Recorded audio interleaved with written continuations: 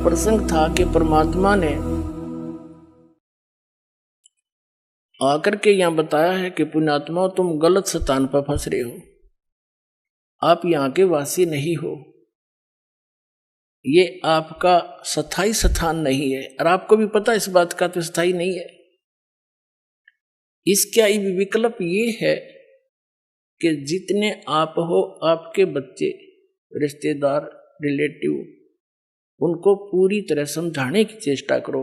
भले ही वो एक बार ना माने, प्यार से दूसरी बार 5-10 दिन के बाद जाकर फिर स्टार्ट करे, 10 दिन के बाद फिर पहुंच जा, धीरे धीरे स्वाता स्वाद से उसको जितना स्वा उतने बोला, फिर चुप हो जाते, वो गाली भी दे बोला ही नहीं, क्योंकि हम सारे ऐसे थे, भ्रमित थे। और फिर धीरे धीरे यह बात आप पर समझ में आ जाएगी। तो इन बच्चों को भी मालिक के लाइन में लाओ। दास ने देखा है कि छोटे बच्चे इतने अच्छी आत्मा के थे, उन बच्चों ने नाम लिया, ज्ञान समझा, 15, 16, 20 वर्ष के। फिर माता पिता संघर्ष करें तो अंदर देवता पूजने छोड़ दिए, समाज पर भी माथा ना टेकता, तो कि हमारा कुपूत पैदा हो गया। किसी कहीं लड़की ने नाम लिया तो उसके पीछे घर के पड़ दिए। अब धीरे धीरे उन्होंने सारे परिवार ने आना पड़ा इस ज्ञान समझ के, फिर रोज के नए नए सुख दिए परमात्मा ने। तो आज वही परिवार समर्पित हो गया इस दाता पर। पहले हमने गाली देवा था, अब ऐसी अफवाह फैलाते हैं बहुत से लोग कि रामपाल तनु का है कि अपने जो कोई मर जावे उसने घसीट के ले जाओ, कंधा भी मत दो। इन्हें झूठ बोलने तो मतलब है और दूसरा काम नहीं, नकलिया ने। कोई बात हुई, हम सरेआम कहते हैं संस्कार करो, विधि से ले जाओ। जो बेमतलब के बवंडर है वह ना करो। जैसे मरने वाला मर गया, उसने फूकन की तैयारी कर रहे, अन्यों का भी इसका स्नान कराओ, वो खाक स्नान कराओ है, फूकन जान लाग रहे हैं, और न नवाओ दुआओ। ये बेमतलब की बकवादी न शुरू करा रखी। फिर क्या है, जैसे कफन है, मुर्दे को ढकने के लिए एक पर्याप्त है। अब क्या परंपरा बना रखी है, आसपास के जितने भी व्यक्ति होंगे, घर हैं, जैसे उसके 10-20 घर हैं आसपास के कुल के लोग, तो 10 के 10 चादर डालेंगे उसके ऊपर, और उन्हें फिर फूकने जाएंगे। ये बात हुई है। ये एक्स्ट्रा वेजेंस मतलब की बकवाद। एक कफन डालो। तो हमारे विरोधियों ने क्या अफवाह फैला रखी थी कि रामपाल तनु का कफन भी मत डालो। रामपाल नु का है ये एक्स्ट्रा मत डालो, एक अवश्य डालो। ये तो चादर भी डालने तो नाट्य है। बुढ़िया मर जाओ, उस पास की 20 चुंदड़ी डालेंगे, 20, एक बतेरी ढक के ले जाना, फूक के आना है। बता क्या मतलब है ये। तो इस तरह की जो अनावश्यक परंपरा है यह खत्म करनी पड़ेगी हमने। कोई बुद्धि से काम लो, नो थोड़ा को किसी के कहने से, धक्के से मैं कह रहा हूं, ये ऐसे प्रमाण दूंगा कि आप अपने आप मानना पड़ेगा आपको, इसकी आवश्यकता ही नहीं है। तो इस प्रकार ये जो क्रियाएं हमने अननेसेसरी बना ली, ये परंपराएं, ये भी हमारे भक्ति बाधक है। जो भक्ति नहीं करता कुछ भी करो, हमने क्या दिक्कत है। जो डॉक्टर के ट्रीटमेंट के अंडर है तो डॉक्टर उसी के लिए परहेज बताता है। दूसरा से कितना रोगी हो, उसकी दवाई ना ले रहा हो, क्या बताओगा उसको परहेज, कुछ भी खा मर।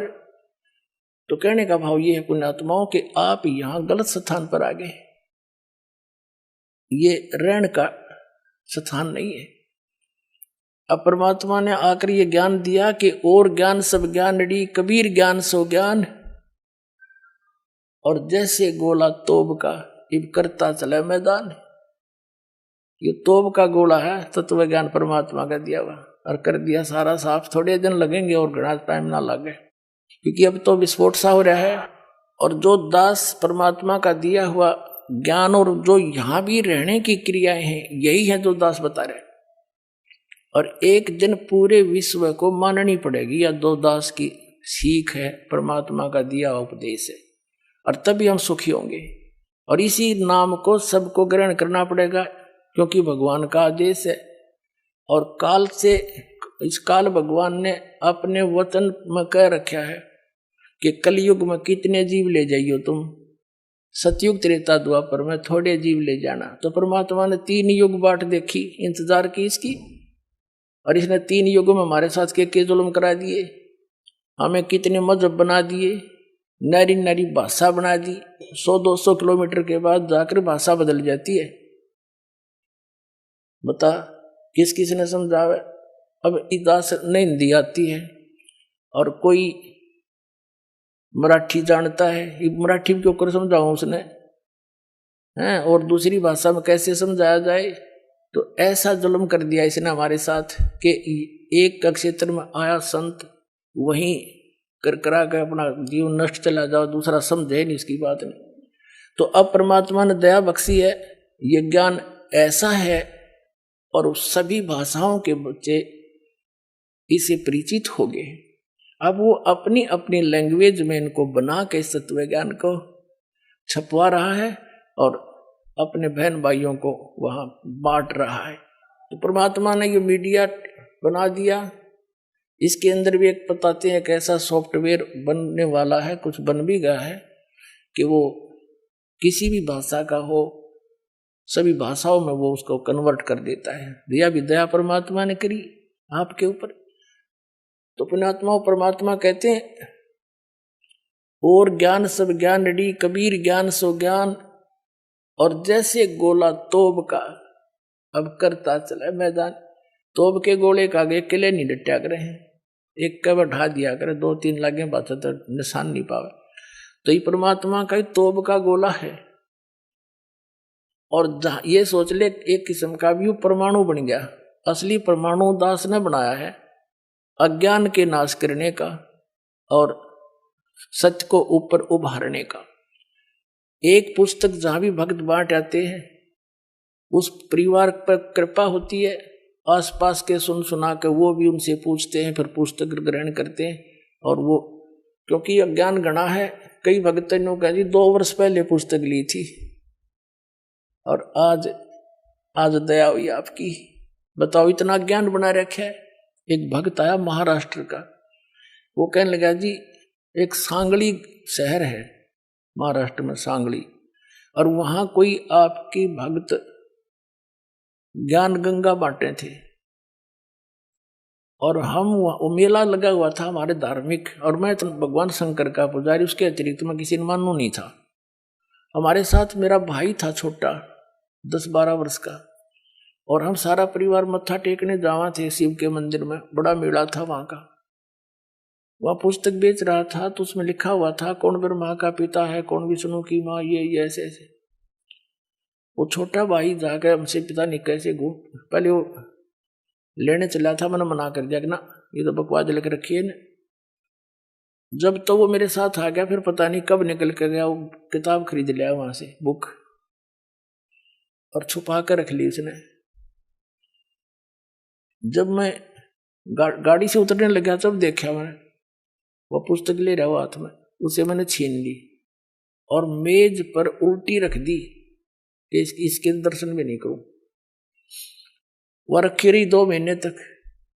एक बार मेरा कुछ ऐसी टेंशन बनी, कुछ ऐसे सर्कमस्टांस बन गए, मेरा सिर पाटन हो गया, घनी टेंशन हो रही किसी बात की, और मैं बाहर बैठ गया चेयर लेके। थोड़ी देर में ध्यान आया, पुस्तक दिखी वो रखी रखाई। मैंने सोचा इसने देखता क्या है, मैं लगा उस पुस्तक को पढ़ने। वो मेरी तो टेंशन मतलब याद भी कोई ना कचकित गई, और 3 दिन कंटिन्यूस पढ़ी। अरे सह परिवार लेकर आ गया परमात्मा का बच्चा, सारे परिवार को।